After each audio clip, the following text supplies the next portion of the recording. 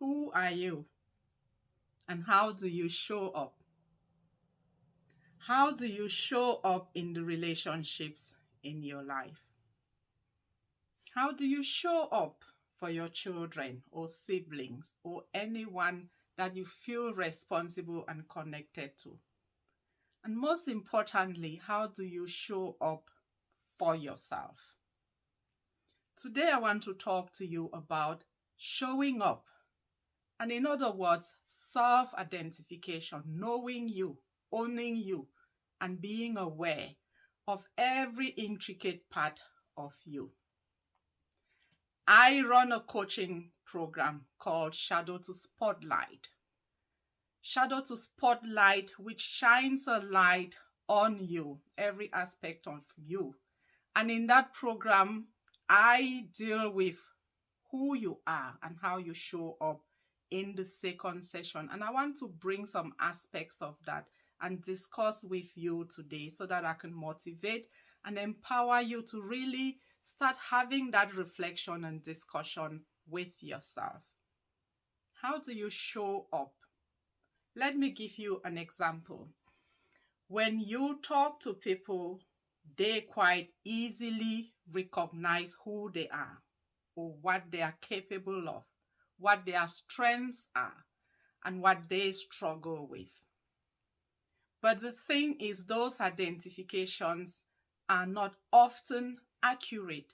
They are true to the best knowledge of that person, unless for some reason or the other, they feel the need to lie to you in response to that question.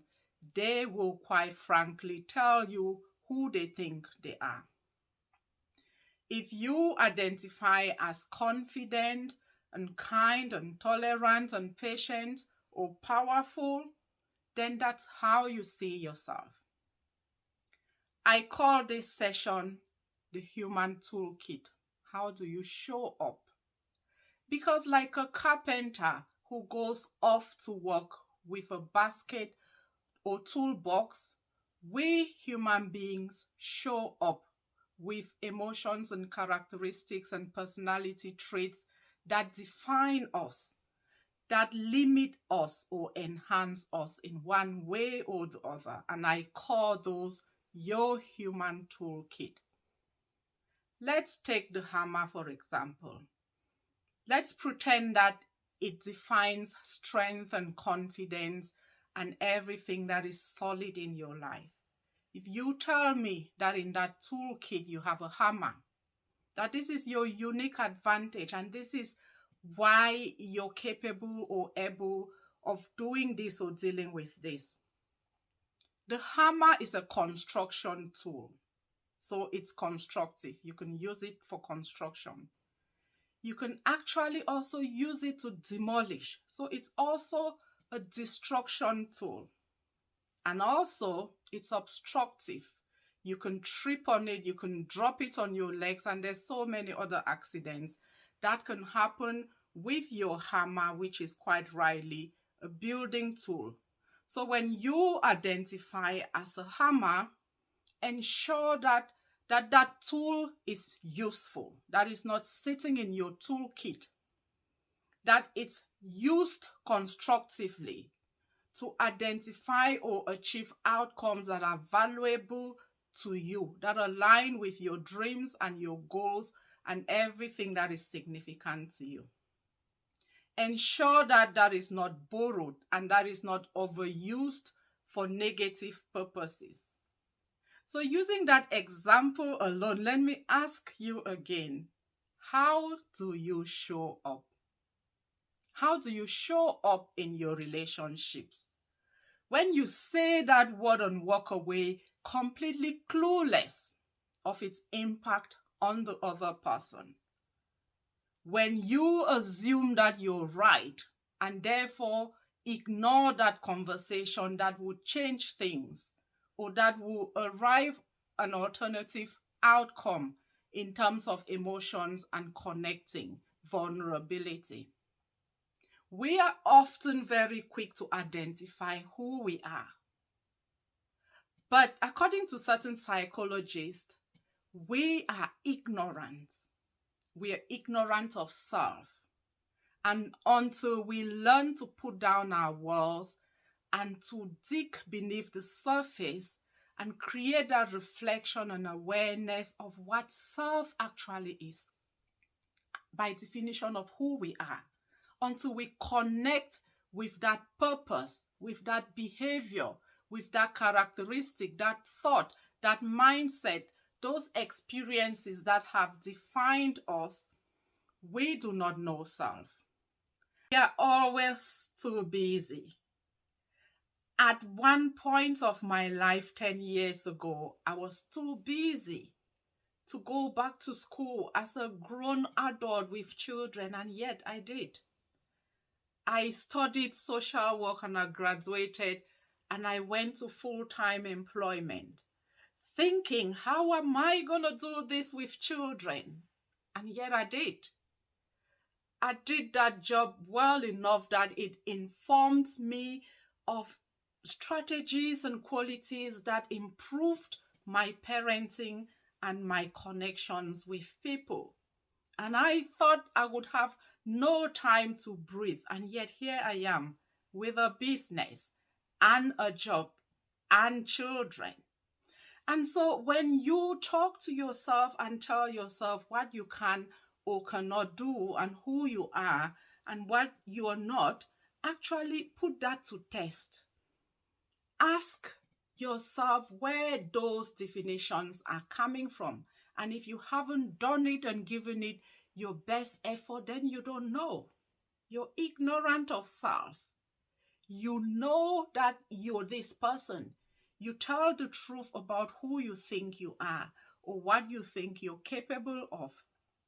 But have you put those things to the test?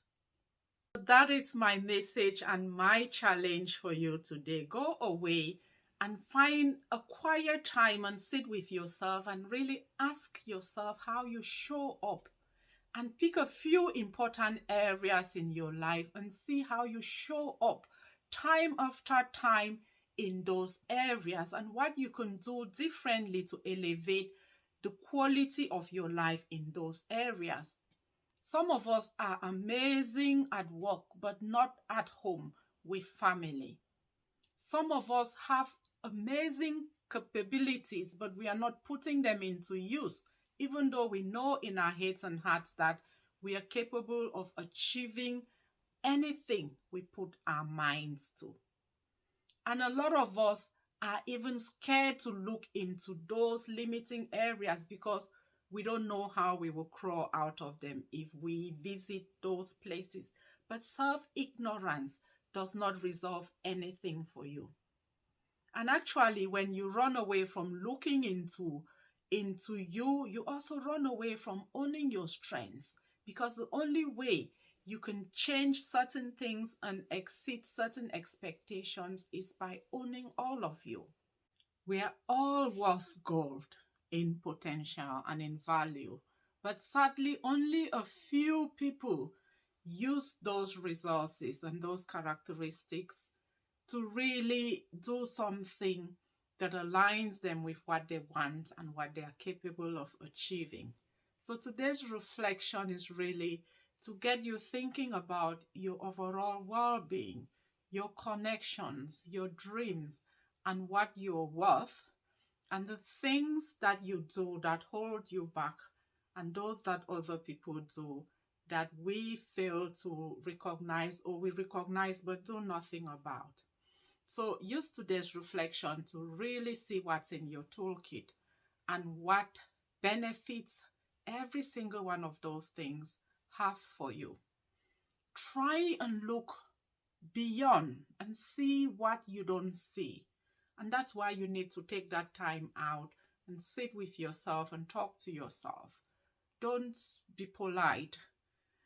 This whole point of the session is to dig some holes in the ground and dig out those things that we are burying, that we don't want to look at because they may be ugly, because we are too busy or we don't have the emotional availability to deal with those things now. Dig them up and decide that they exist And then if you want to dig a grave for them and bury them, that's your intentional action. Be intentional in the way you embrace yourself, in identifying that this thing is hurting me, it's draining me, and this one actually has a whole lot of potential and value in my life but is underused. Accept that you have so many borrowed tools that you're using more often, in terms of how you call that person to come through for you over and over again when you have it in yourself. Yes, we should ask for help, but then build on yourself. Don't keep pushing yourself out of the picture so that you can bring other people and crown them with abilities and golden worth and definitions that are sitting in you. And if you find that you're struggling to do that on your own, or to find an appropriate buddy who can do it with yourself, then find a coach. Come to Shadow to Spotlight coaching and let's do some deep and meaningful work, either for your own healing and empowerment or goal setting and business growth. If you are a wannabe coach who has always wanted to impact on lives and to get their own message out there, but doesn't understand how to put that into actionable strategy and business plans, then this is for you. Use my knowledge of social work methods and build on yourself so that you can knock on doors and have something valuable to say from the word hello. That you can coach a variety of people and be able to connect with every person based on their characteristic, their emotions, and their experiences of trauma, attachments, and upbringing. We are all valuable, but the question is, what are you using your hammer for? Are you building? Are you blocking? Or are you demolishing things that are actually valuable in your life? Think about that and look me up on shadow2spotlight.com. Shadow 2 spotlight.com. Go to my website, take a browse, enjoy the quality of the blogs, be mindful and look after yourself.